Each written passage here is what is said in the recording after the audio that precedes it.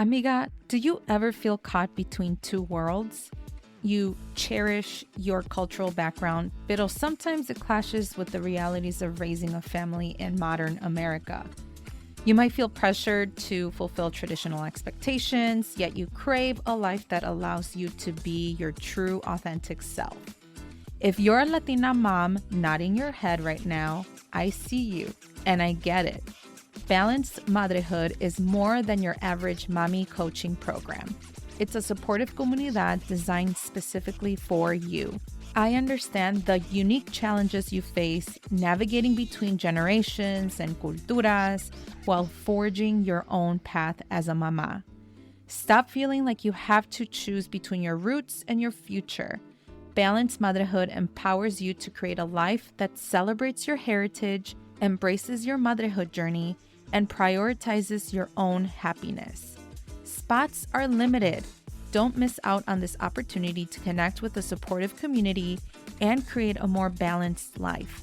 Visit the link in the show notes to join the waitlist for the next Balanced Motherhood cohort. I can't wait to meet you. Hola, hola, amiga. Today on this Viva la Mami Spotlight episode, we welcome Jess Winns. She is a soon-to-be mother of 4, Latina entrepreneur, and the author of her first book, Beneath the Skin, which is written for women seeking to grow in their healing and personal development journey. As a mujer who grew up with a single mother in the city of Chicago, life had its share of challenges, which only got harder when she became pregnant with her first daughter at a young age. Despite the challenges and struggles with her past, Jess persevered and kept going to be the best version of herself. As I reflect on our conversation, one of the biggest takeaways I got is that although being a parent is an important and rewarding responsibility, it is also important to have a sense of identity and purpose outside of that role. Pursuing your dreams can help you maintain that sense of self, which can make you a more well-rounded and fulfilled mama. Jess possesses an impressive story, and she shares her background and wisdom, and she also provides tips on how you can live your best life. If you've ever struggled with anything that life throws at you, that you ultimately even victimize yourself with those situations, I recommend that you listen to this VLM Spotlight episode with Jess Winns. So stay tuned. Welcome to the Viva la Mami podcast. I am your host, Jessica Cuevas. I am a mother of 2 on a mission to help redefine the meaning of motherhood as a modern Latina mom. Motherhood can be a complex journey, interwoven in 2 identities that often make us feel ni de aquí ni de allá. Viva la Mami is committed to providing you with knowledge, tools, and support to navigate the challenges and triumphs of motherhood as Latina moms. On the show, we'll be discussing culturally relevant topics that will help inform and empower you in whichever season you are in on your motherhood journey. We'll be joined by Latina moms, experts and professionals who can offer advice, practical tips, relatable stories, and honest conversations. So bring your cafecito as I invite you to be a part of this space as we create comunidad about the exciting and challenging parts of being a mommy. Ahora, vámonos. Hola, hola, Jess. How are you? I'm great, Jess. How are you doing? I am good. Thank you so much for being here. This has been an interview in the making for the past, I don't know how long. And finally, we have the opportunity to talk to each other and have this conversation about you, your story. I think that there's a lot of truthfulness, a lot of personal development, and just empowerment that you share through your story and now your book that we will talk a little bit more about. And the fact that you mentioned all about identity rediscovery and just persevering regardless of what adversity that you just need to pull through and be strong about it. So if you can just introduce yourself to our listeners, that way they get to know a little bit more about your upbringing and your background. Yes, thank you. Well, my name is Jess Winns. In addition to some of the things you said, I'm a mommy, very fitting for the title of the podcast. And I'm a mom of three girls. I was born and raised in the city of Chicago, raised by a single mom in a family building. And I'm a product of the city, product of Chicago Public Schools, very much a city girl at heart. I've moved around a few times and currently in the Kansas City area. And yeah, I've just really, after I went to DePaul University, so after graduating from DePaul, I had no idea actually that entrepreneurship was even an option. I truly had no idea. I didn't grow up with business owners in my family. Everybody had their 9 to 5, their secure job. And that's what I was told to go to college for. So to be able to get a degree and get a good job. But ever since I graduated, I've pretty much forged that path of entrepreneurship in different ways. That's led me to where I am today. And then, yeah, recently in this past year, I became a published author. Yes, that is awesome. Congratulations. That is such Thank a huge you. accomplishment. And yeah, like how you mentioned that you are a mommy of three. And so not only are you a mom, and you did mention this on your book as I was like skimming through before our Mhm. interview today, you mentioned that you didn't let motherhood define who you are. You made your own sort of identity as a mom. And Absolutely. so not only are you a mom, but you were able to manage a non-for-profit. Hmm. You have a skincare business. You have a media company. And like you said, you recently became an author. And I'm sure that there's more things than all of these titles that you hold. So, like, how do you do it all? What is your motivation to work in a variety of platforms? Yeah, so I love that you pointed out the idea of defining yourself outside of motherhood and what that looks like. And for me, because I became a mom at a young age, I was 19 when got pregnant. I was still a student at DePaul. And by 20 years old, I was a single mother because her father decided that he did not want to be a part of her life. And we'll talk about this a little bit later, but that struck a major chord with me because I also grew up without a father in my life, my father in my life. And so through the journey of becoming a motherhood and as transitioning into that new role, right? Especially at a time where a lot of people my age were still discovering themselves and who they were and partying and traveling and just it was my life looked very different from my peers. But at the same time, because I became a mom, my perspective about what was important in life totally changed. Prior to that, I was like, I'm going to graduate and go into corporate America and work my way up the corporate ladder. And that was my goal. That was my vision. And so after I had my daughter, I was like, this is bigger than just working for a company and making money and getting a check. What is it that what meaning am I bringing to life, to my life, to her life, to this world? What impact am I creating? And that's when I came up with the idea for my nonprofit organization. But yeah, as far as what was the motivation, my child. And she and her sisters have been my motivating force ever since. Everything I do is very much tied and linked to them. And so I think motherhood, when we allow it to, can bring us into this new version of ourselves that likely already existed, but it's like we blossom into that. And when we can embrace it, then we can embrace motherhood and the fact that we as women have evolved. And what Mm. does that look like for us? And allowing that energy to transform us into who we're becoming. So, yeah, I think it's very important to have identity outside of our children, right? Yeah.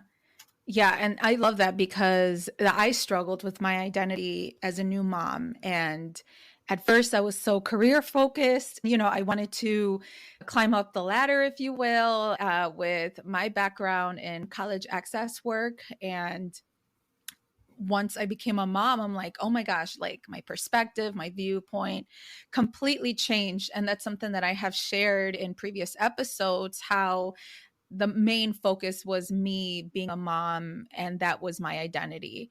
But then I came to this breakout point where I'm like, I don't know who I am, because I do want to be a mom, but I still want to do the things that give me joy, that, that also create purpose for me. And I love how you had like literally shared that you are not only a mom, but you're also focusing on the things that you want to do and prioritize. And again, that spark joy. And so I love this that you share, and how, yes, your kids have been your motivation, but you still haven't lost track of yourself. You still haven't lost yourself.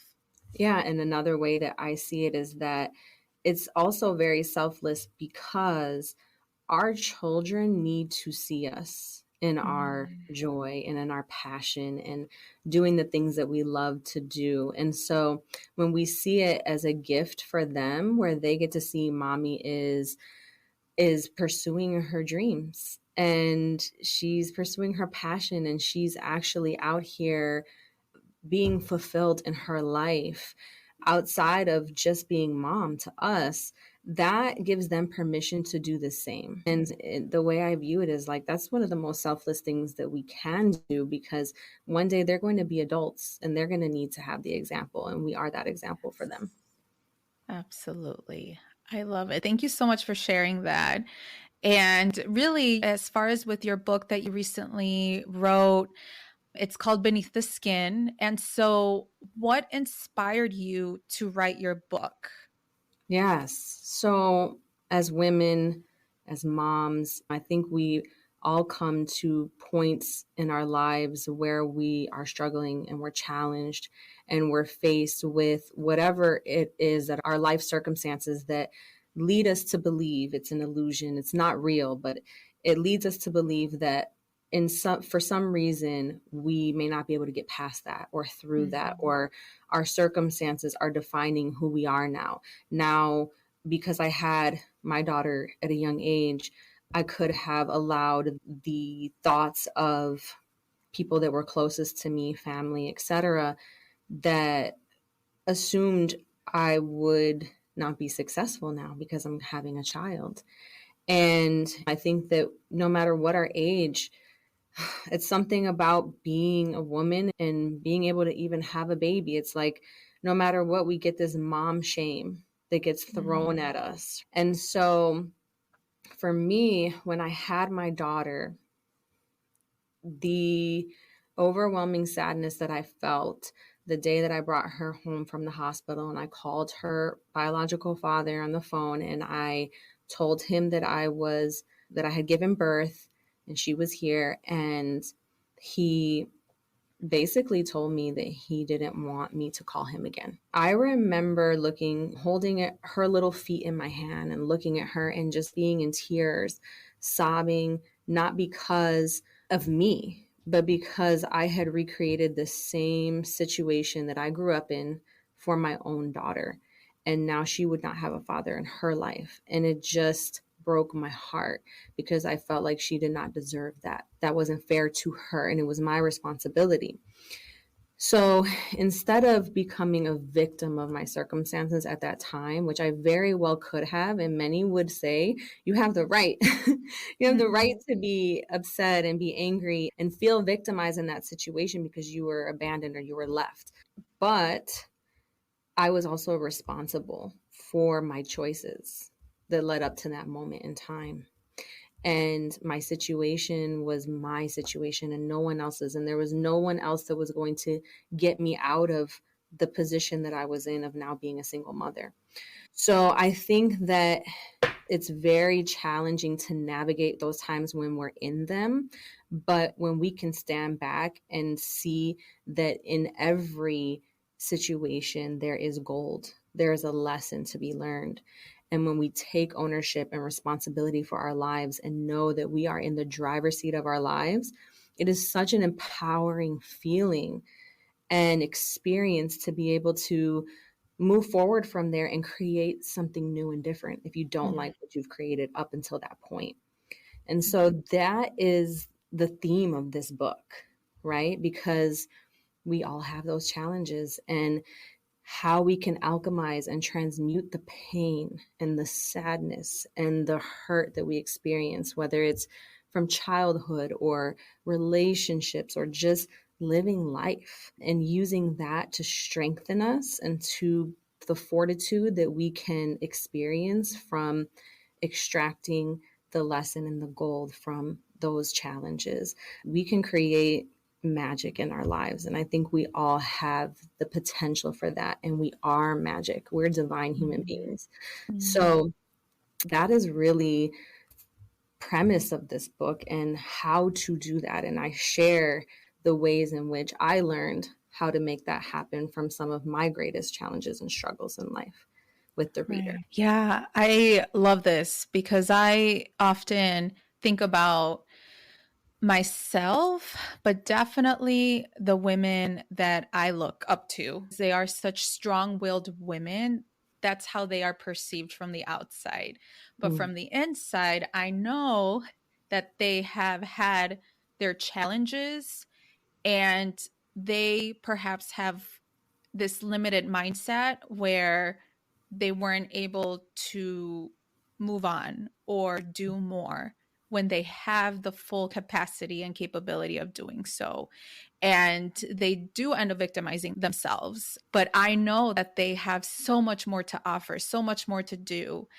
And it's hard, right? And for me to recognize that, I don't know how they see themselves, right? And even myself Mhm. too, right? I guess I have fully pivoted out of what I used to do in college access work. And even though I still am doing some of the work part-time, I knew that something was missing that I needed to just amplify out to the community. And that is with me creating this platform. And this is sparking joy. This is something that I'm taking out of myself to ensure that Latina women aren't alone and isolated in their motherhood journeys. And so for me, that is already like putting in some sort of fulfillment in my life.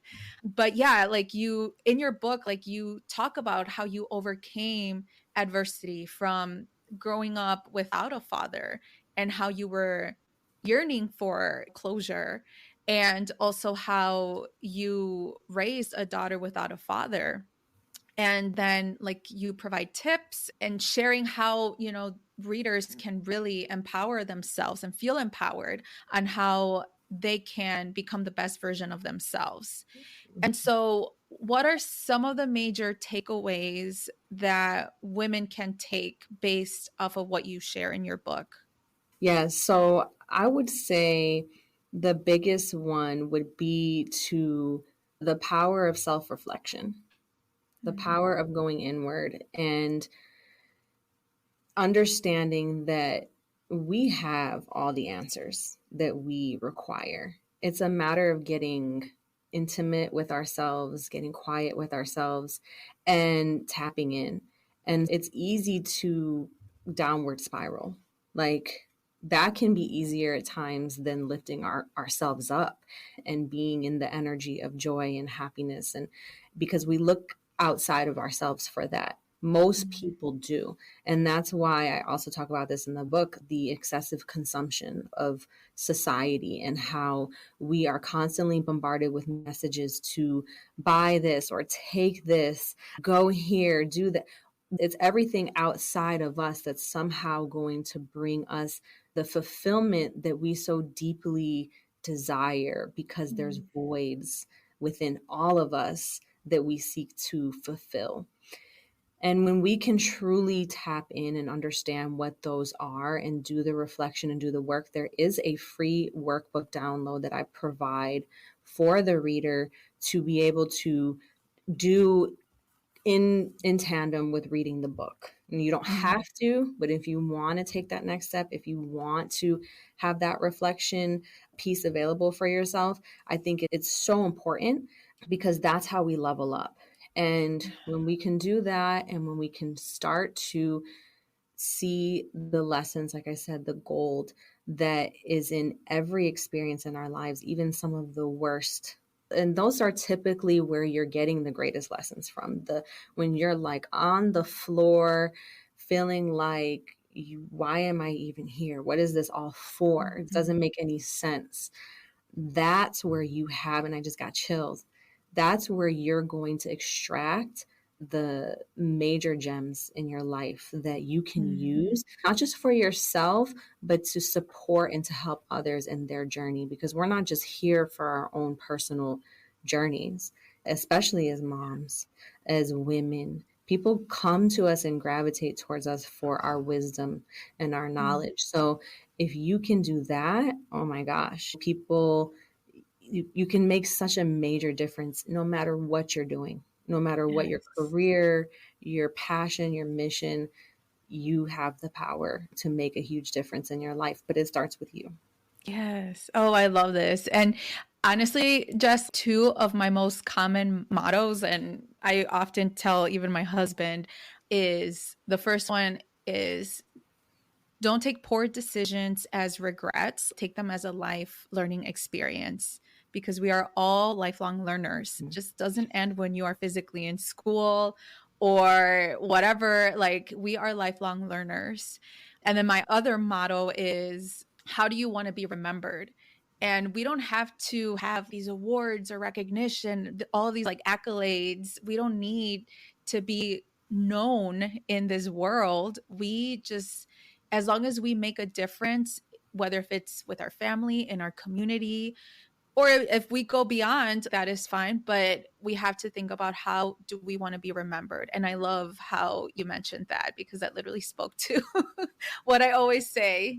Yeah. Absolutely. It's our legacy, and Mm. people talk about legacy a lot and kind of throw that word around, but it's meaningful. What are the stories that our children and our grandchildren and great grandchildren are going to tell when we're no longer here anymore, and how what we do now can absolutely impact their lives? And think about, it's like the butterfly effect or the ripple effect, how what we do now, how that can impact not just them, but then the people that they touch and the lives that they touch. We are not here for nothing. The fact that we were even like, the conception even happened and we're the ones that came out of that. It's like a 1 in 7 trillion chance or something like that, or 1 in 4 trillion. I should get my numbers right, but it's like a crazy number, statistic of like the chances of us even being here as the people Yes. we are. Yes, that definitely gives perspective. And it's really our responsibility to do something, right? And not just, again, victimize ourselves or think of ourselves as deficits. And I love that you provide a workbook to work on yourself and recognize your past experiences and do something out of that, which, yeah, I appreciate. Thank you. Yeah. And also, you, in your book, you did mention that your father left you and your mom when you were young. How were you, 3 years old, I believe, or So the last time I'd seen my father, I was 3, but okay. my mother and my father were actually never married. They met in Mexico. My father lived there, born and raised in Mexico, and my mom met him there. They ended up having me, and my mom did live in the States. So she didn't have any plans on actually going and living there, and he didn't have plans on coming and living here. So really it's like, it's just one of those things where it wasn't meant to maybe work out for my highest good, but at the end of the day, he just wasn't a part of my life like I would have probably hoped as a young girl. And yeah, I grew up without a father in my life. I didn't speak to him past, I think, the age of 5 was the last time I remember him calling the house and speaking to me. And I remember him trying to speak to me in Spanish because my mom's white. She's a Eastern European woman, so she didn't speak any Spanish, and he did. And I also had a babysitter from Mexico that spoke no English. So up until the age of 6, I was with her and I spoke Spanish. But I just remember him trying to talk to me in Spanish, and I was resisting for whatever reason. And being 5, just didn't want to cooperate. And then that was the last time I heard from him. And I thought for a long time he stopped calling me because I didn't want to talk to him in Spanish, which is probably not the case, but you make up stories in your head when you're young to rationalize and validate why something is happening in a particular way. Yeah, I didn't have my father growing up, but I did find him later in life. Yeah. Yeah. And you did share in your book that it was part of it was your curiosity to know what he was doing or where was he up to, and then also closure. And Mhm. so you finally searched him on social media, which I think that is like the power of social media, that you can Mhm. find long lost family members or people that you never knew and they're there.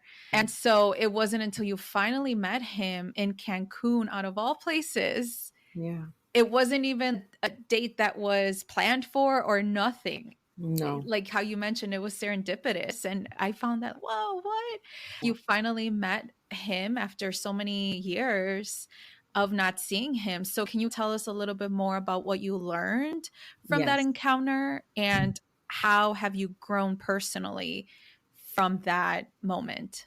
Absolutely. So, yes, a completely serendipitous moment. If you read the book, you'll see how it literally made no sense that it even happened in that way, that we would be in the same city in another country at the same time, because my father actually had moved with my younger brothers, the two sons that he had after me, to Canada, where his wife was from. And so that's primarily where they lived. And he was from Acapulco, which is on the complete other side of Mexico. So he was not from Cancun. So he ended up being there with my brother at the time. And I ended up being there on a completely on a whim, on a last minute trip where a friend of mine, we were going to Cuba. So you can read more about it in the book, but I will say after that happened, there was closure. I remember the next day, which he came to the hotel where I was at that night. We got to connect. And then the next day, my friend and I were flying out. And I was taking a shower that morning. And I remember just crying my eyes out. Just Mm. the tears would not stop. What came up for me in that moment was that no, I finally found him, because for all those years I wanted to find him and know who he was and have that moment, that one moment that I had. But that moment would never change the fact that I didn't have my father. Like I would still be that little girl that didn't have her father growing up. And I think that it was this acceptance and this understanding, but also this sadness, this extreme sadness that all just came flooding out, that it wasn't going to change anything. However, there was also a realization in that moment as well, going back and forth, all these thoughts in my head about how now I have an opportunity to create something new and different. And that now that I had that experience, I could finally move on because of the amount of effort and energy that I had put into trying to find him for many years prior to actually like finding him on Facebook. Like it's crazy. If you read it, you'll see like I went through like or white pages in Canada, went on to Google Talk when that was in existence and called all these numbers trying to find him. I almost hired a private like detective. There were so many things, but I was determined. I could have given up, but it was just meant to be when it was meant to be.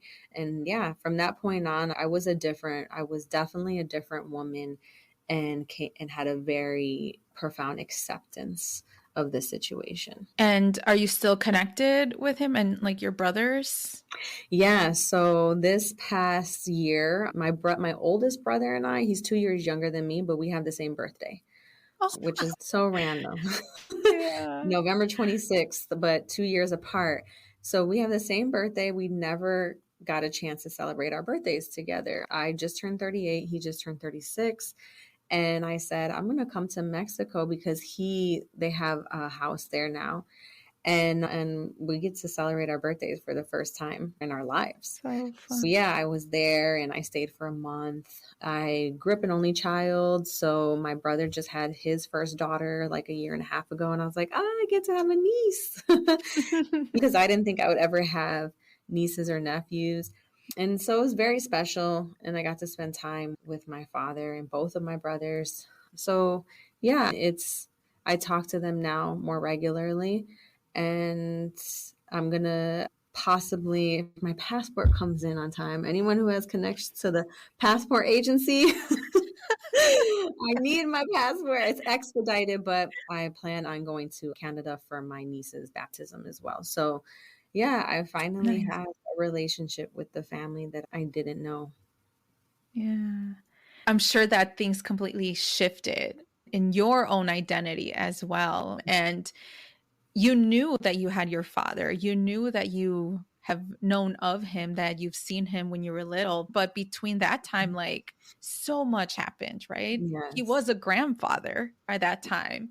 And so, can you kind of tell us, like, how did you navigate that, knowing that there's this one side of you that is also history, that is also a new part of you, like in terms of like you have this bloodline that you never knew of or that you never connected with? And how did you navigate that and explain that to your daughters? That's a great question. Identity is something that I have struggled with for my whole life because Mm. I knew that I did have my father. He was from Mexico. Culturally, I wasn't fully immersed in the culture or in being around for long enough to like truly understand culturally what it meant to have a Mexican background.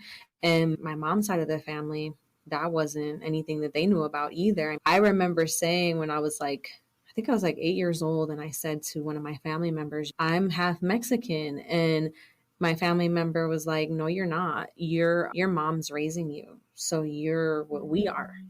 And I don't think that she meant it to hurt me in any way. I think it Mhm. was more of a protection for me because because I was on some level, like I was abandoned by my father. I was left with to and he was living his life and he had no play in raising me.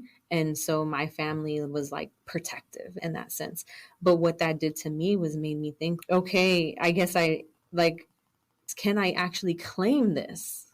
Can I Mhm. claim this side of me that runs through my blood? That when I'm in public, people know I'm not just white, or people speak to me in Spanish and then not fully knowing the language fluently. And in high school, I went to primarily like a Black and Latino school, and most of the people that were Latina didn't fully connect with me because they were so immersed in their culture, whether it was like Mexican, Puerto Rican, whatever.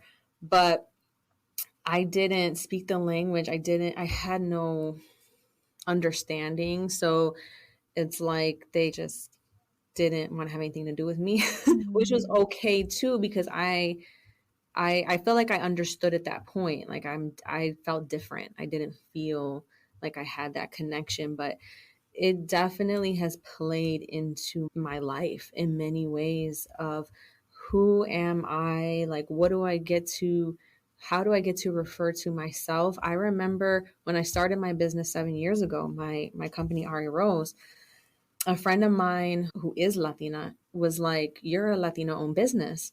And I was like, "Oh, am I? I don't." Mm. And there's this energy that even being in Mexico, even visiting a few times I've been throughout my life, it's like I was conceived there, but going and still feeling a connection, but not feeling a connection, and wanting to know more of my history of family and culturally. But then, even like my own family on my father's side, not really there. Like, I don't know, that I missed the time of being young and being taught. My grandmother has like dementia on my father's mom. She's just not in a place to be able to do that. Like, family members are not all together. And so I know I'm rambling, but it's just one of those things that when you are mixed in that way, or bicultural, by ethnic, racial, you have to come to a point where you accept that, and then you learn what you learn, And then, but you also have to accept that wasn't how you were raised too. Mhm. So understanding all those pieces. And my children are multiracial, like their fathers are Black, African American. So they even ask me sometimes, what am I? I trying to understand for themselves. So identity is a big thing. It is such a big thing. And it's very easy for people to put us in a bucket, all of us. It's very black and white. And there's no gray area where, people who do have this dual identity, who are biracial, multiracial, I just hate it that they are known as different, that they categorize them differently. And it's not your fault. It's no one's fault. I think it's just like how the system is. And yeah, and I'm sure that it puts like a toll, right, in asking yourself these questions like, who am I? And Mhm. people reinforcing that and saying, who are you? Who are you really? You tell me. And I've experienced that even myself when I'm like 100% Mexican. My parents are both from Mexico. And yeah, and all of these microaggressions and things that you hear. And the concept of identity is beautiful because you at least get to define that. But unfortunately, the way that our society works, they still put us in buckets. And it's hard to remove yourself from that. And it's almost like you need to justify yourself. There is that justification piece that I think you internalize, that I have internalized in my life of, and also coming to terms with I am the culmination of my experiences. So it's like I can still say that I'm Mexican and Polish, Russian, Jew, but we also weren't like religious. So there's a lot of on my mom's side that I have no connection to culturally as well. But the point of it is that it's still in me, it's still in my DNA. I can acknowledge, like, I see my father and I see him, I look at him and I see parts of me, that, oh my gosh, we have the same body. Like, we have the same feet. There's genetics that you can't take that away from someone. It's also, I've thought about it in terms of individuals that were adopted from different countries into families that are not culturally the same. And they still claim their ethnicity or their race, and with every right, as they should. But it doesn't mean that the struggle of understanding what that means for you in this world, and then it doesn't stop how others are going to perceive you or their expectations of you. So yeah, it's something to navigate. But the older I get, the more I just determine, like, I get to determine who I am. My identity is my identity. And also, even more, the more like spiritual I am and connected to that, I know that all of this is just part of the human experience. I'm also just a spirit within a human body, that when my Mm. time is up, none of that even matters. You don't take your identity into the next lifetime. Yes. Oh, I love that. It definitely gives perspective. And going back to your book and overall, the fact that you are such a businesswoman, you are a true example of you shouldn't give up on your dreams, because if that sparks the sense of fulfillment, you shouldn't lose yourself. Everything is a stepping stone. Everything is a Yeah. building block in life. And I did start my nonprofit out of college, and I did end up stepping away from that after we executed our mission in our first year and taking students abroad. But that was really hard, and letting go and feeling, because I could not continue with it. And I got pregnant after we came back from Costa Rica. I felt like a failure. And like you said, if it sparks joy, do it and pursue your passion, pursue your dreams. And when that time comes that maybe it's that season has ended or that assignment, I think a lot of things that we are presented with are sometimes they're assignments. I don't necessarily always think that they're the purpose for our lives. I think we have multiple purposes, and that we're given assignments in this lifetime to execute. And once we've executed it, then it's time to move on. And you can take the lessons and take the gold from those experiences and put it into the next thing that you do. And so for me, in the entrepreneurial sense, that is what I did. And so had I never started my nonprofit, I wouldn't have been able to be successful in my for-profit business, which is my body care skincare company. So because I took so much of what I learned there and transferred that over and then kept going in these different ways. So I think that if we see that we are building and creating a life and that each experience has its purpose, then we continue to create meaning for our lives rather than seeing these things as failures or things that didn't work out or staying in something too long when that time has expired. Yes, I love this. So now we're going to shift over to Viva la Mami Madrehood questions, which I ask all of my guests. And so the first one is, what is your meaning of madrehood? Understanding that these little humans that become big humans, because I have one that's 18 now, and that we are in so many ways like the portal for them to come into this life and execute their life's goals and missions and their journey. So if we look at it from that perspective, that they chose us as guides for them in their life, then I think that for me has given me a lot of perspective and meaning in my role for each and every one of them, because they're all very different personalities, different interests, different strengths. And so, yeah, that's what it means to me, is being a guide for my children and understanding that I'm not here to be the authority, but I'm here to guide them in their life. And one day they'll go on and they won't they'll always need us, but if we do the job, they won't need us as much as we'd probably hope they would. I love that. And what is one tip of advice you have for Latina moms?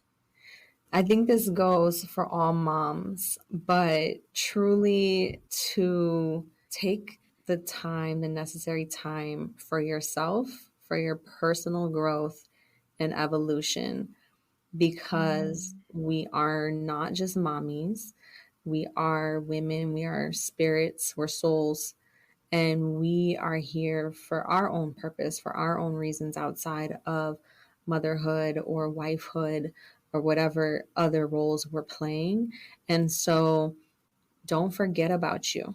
Don't forget about what, like you said, Jessica, sparks joy in your life, or what it is that you want to pursue or that you're interested in, or the places that you want to go, or just reading books and continuing to evolve. I think we as humans, as mommies, we can get stuck in patterns and cycles and the everyday routine, and we are here to grow. So take that time, make time for yourself, because it's so important. Your babies will be happy that you did and be grateful. And yeah, prioritize yourself.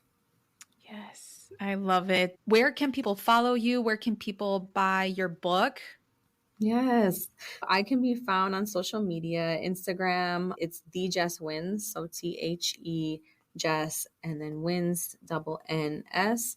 And then also my company, Ari Rose Body Care, on Facebook and Instagram. And then if anyone's interested in the book, you can purchase it either on my website, jesswins.com, or Amazon, Walmart online, Barnes and Noble online, Beneath the Skin by Jess Winns. You can find it there. And then the free downloadable workbook is on my website. Thank you so much for being here again. I really appreciate it. I love all of your words of wisdom, and you bring a lot of like spirituality in this conversation, which I appreciate because that's something that I need to work on as a reminder for myself. And again, if I want to grow and become a better version of myself, I need to take on the life experiences that I had and move forward with it, right? Don't utilize it as like regrets or failures, like you mentioned. There's more to it. And part of that is that spiritual growth and personal growth. So thank you so much for sharing all of this. I really appreciate it. Thanks, Jessica. I appreciate you so much. Thank you for amplifying my voice and providing this platform for us. Of course. Thank you. Thank you for tuning in to the Viva la Mami podcast. If you like this episode, make sure to leave a review and write what episode really resonated with you. If you really loved it, share it on social media or with an amiga. As always, please subscribe to this podcast wherever you are listening.